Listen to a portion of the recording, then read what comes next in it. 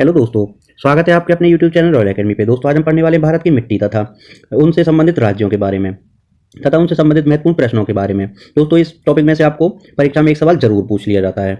आज हम previous exams में आए हुए क्वेश्चंस को डिस्कस करते हैं। दोस्तों आपका पहला सवाल है, निम्नलिखित राज्यों में से किस में भारत की सबसे बड़ी अंतर्देशीय लवणीय आर्द्र भूमि है? दोस्तों ऑप्शन ए है गुजरात, ऑप्शन बी है हरियाणा, ऑप्शन सी है मध्य प्रदेश, ऑप्शन डी है राजस्थान। तो दोस्तों इसमें भारत की सबसे बड़ी अंतर्देशीय लवणीय आर्द्र भूमि कौन सी है? तो दोस्तों आपका सही आंसर हो जाएगा ऑप्शन नंबर ए गुजरात। तो दोस्तों गुजरात जो है वह भारत की सबसे बड़ी अंतर्देशीय लवणीय आर्द्र भूमि यहाँ गुजरात में पाई जाती है। दोस्तों ऑप्शन ए आपका सही आंसर हो जाएगा। चलते हैं अगले प्रश्न की तरफ। भारत के सर्वाधिक क्षेत्र पर किस प्रकार की मिट्टी का विस्तार पाया जाता है? दोस्तों ऑप्शन ए है जलोढ़, ऑप्शन बी है काली मिट्टी, ऑप्शन सी है लाल मिट्टी, ऑप्शन डी है लेटराइट मिट्टी। तो दोस्तों आपका सही आंसर हो जाएगा ऑप्शन नंबर ए जलोढ़ मिट्टी। तो दोस्तों भारत के सर्वाधिक क्षेत्र पर पाई जाने वाली जो मिट्टी है कौन सी है? जलोढ़ मिट्टी है। तो दोस्तों ऑप्शन ए आपका सही आंसर हो जाएगा। दोस्तों यह सवाल आपके एसएससी में पूछा गया सवाल है। दोस्तों अगला प्रश्न है आपका, भारतीय कृषि अनुसंधान परिषद के अनुसार भारत में कितने प्रकार की मिट्टियां पाई जाती हैं? दोस्तों ऑप्शन ए है 4, ऑप्शन बी है 5, ऑप्शन सी है 6, ऑप्शन डी है 8। दोस्तों आपका सही आंसर हो जाएगा ऑप्शन नंबर डी 8। तो दोस्तों भारतीय कृषि अनुसंधान परिषद के अनुसार भारत में 8 प्रकार की मिट्टी पाई जाती है।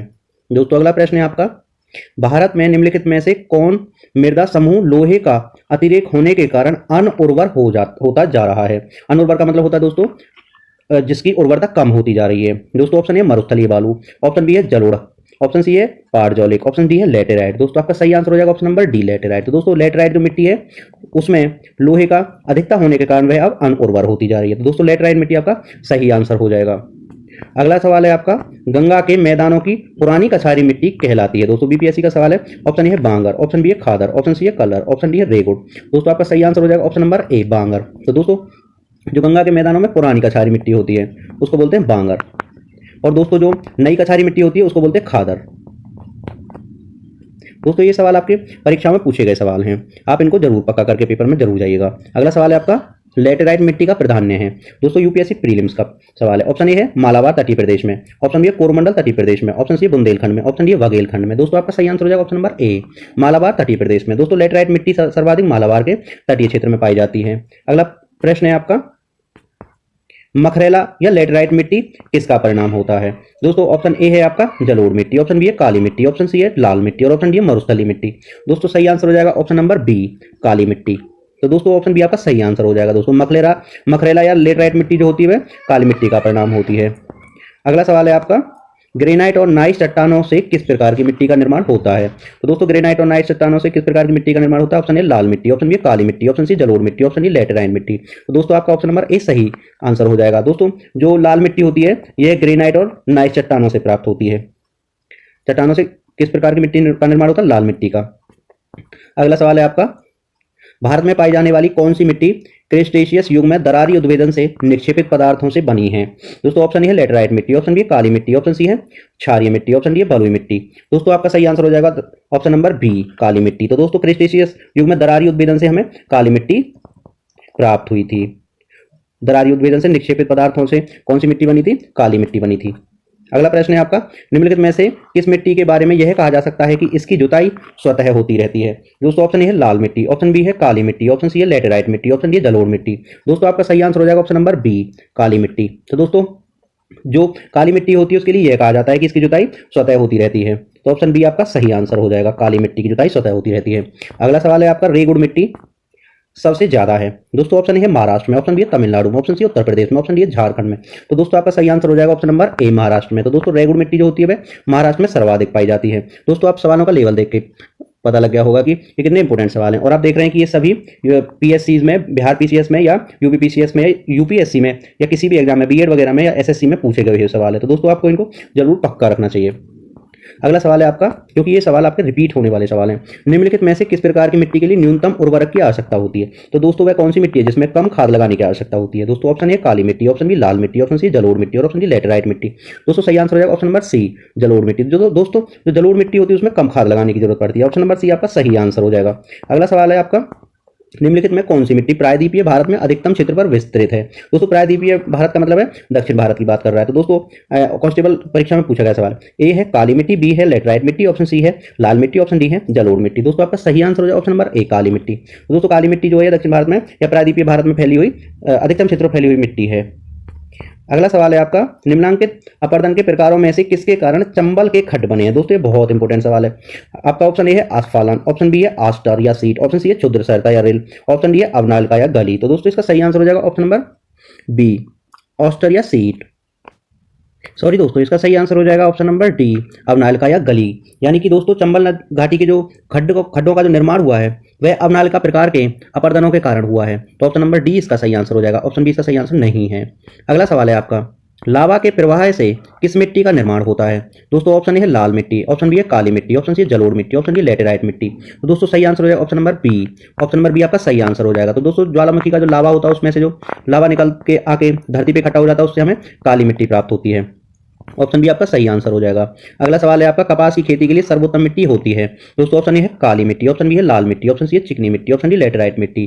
दोस्तों कपास की खेती के लिए सर्वोत्तम मिट्टी होती है काली मिट्टी। दोस्तों ऑप्शन ए आपका सही आंसर हो जाएगा। अगला सवाल है आपका, भारत की सर्वाधिक महत्वपूर्ण मिट्टी कौन सी है। दोस्तों ऑप्शन ए है जलोढ़, ऑप्शन बी है काली मिट्टी, ऑप्शन सी है लाल मिट्टी, ऑप्शन डी है लैटेराइट मिट्टी।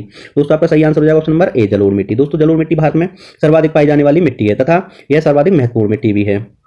अगला सवाल है आपका, निम्नलिखित में से कौन सर्वाधिक समृद्ध मिट्टी है। दोस्तों ऑप्शन ए काली मिट्टी, ऑप्शन बी है लाल मिट्टी, ऑप्शन सी लैटेराइट मिट्टी, ऑप्शन डी है जलोढ़ मिट्टी। दोस्तों आपका सही आंसर हो जाएगा ऑप्शन नंबर डी जलोढ़ मिट्टी। तो दोस्तों जो सर्वाधिक समृद्ध मिट्टी होती है वो जलोढ़ मिट्टी होती है। जलोढ़ मिट्टी को बच्चों जो कम पानी की आवश्यकता होती है।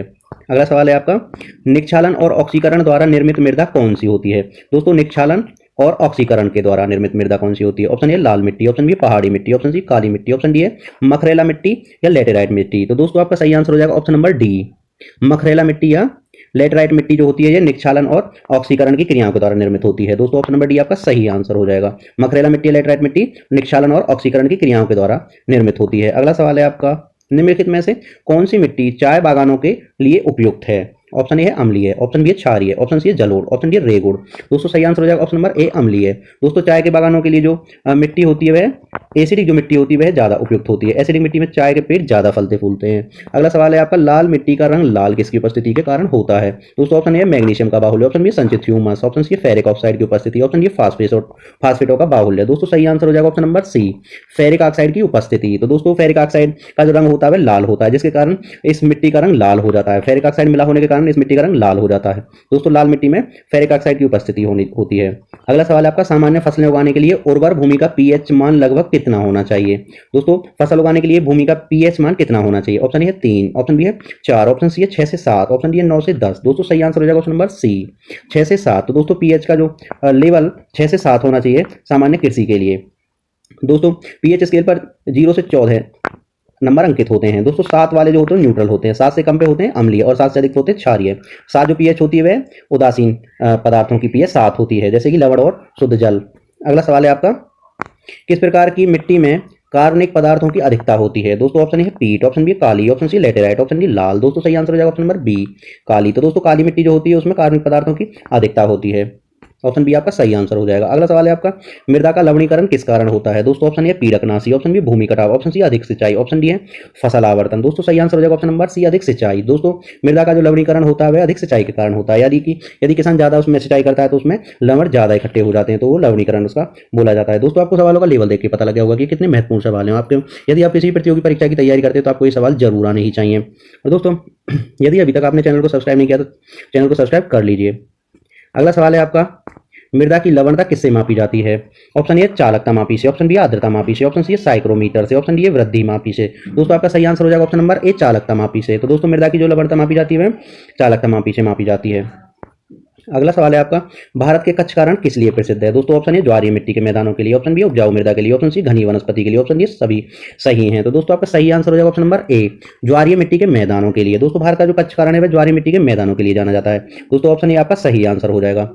अगला सवाल है आपका, हिमोड़ एक प्रकार का मृदा अपरदन है जो निम्नलिखित में से किसके कारण होती है। हिमोड़ या मोरेन। दोस्तों ऑप्शन ए है आपका हिमनद, ऑप्शन बी है वायु, ऑप्शन सी है नदी का पानी, ऑप्शन डी है भूमिगत पानी। तो दोस्तों इसका सही आंसर हो जाएगा ऑप्शन नंबर ए हिमनद। तो दोस्तों जैसे हिमोड़ में भी हिम आया और यहाँ पे हिमनद आया तो ऐसे याद कर सकते हैं। और दोस्तों मृदा अपरदन का जो हिमोड़ एक प्रकार है वह किसके कारण होता है, हिमनद के कारण होता है। ऑप्शन ए आपका सही आंसर हो जाएगा। अगला सवाल है आपका, मृदा निर्माण में खाली स्थान, अपक्षय और ह्यूमस होता है नमी, निर्माण की दर को प्रभावित करते हैं।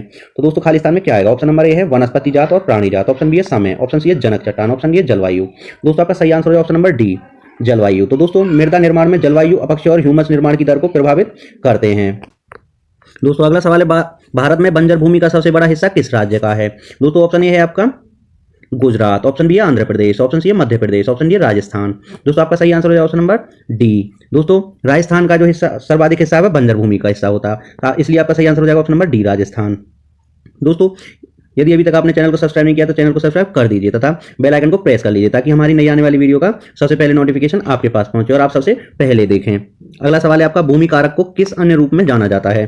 भूमि कारक को किस अन्य रूप में जाना जाता है? ऑप्शन ए है जीवीय कारक, ऑप्शन बी है भूआकृति कारक, ऑप्शन सी जलवायु कारक, ऑप्शन डी है मृदीय कारक। दोस्तों आपका सही आंसर हो जाएगा ऑप्शन नंबर डी मृदीय कारक। तो दोस्तों भूमि कारक को अन्य का जो अन्य रूप है वह मृदीय कारक होता है। दोस्तों अगला सवाल है आपका, भारत में सबसे अधिक उपजाऊ मृदा कौन सी है?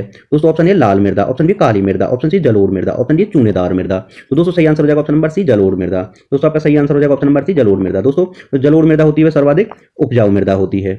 अगला सवाल है, भारत के सर्वाधिक क्षेत्र पर किस प्रकार की मिट्टी का विस्तार पाया जाता है? दोस्तों ऑप्शन ए जलोढ़, ऑप्शन बी काली, ऑप्शन सी लाल और ऑप्शन डी लेटेराइट। तो दोस्तों सही आंसर हो जाएगा ऑप्शन नंबर ए जलोढ़ मिट्टी। जलोढ़ मृदा जो है भारत के सर्वाधिक क्षेत्र पर पाई जाती है।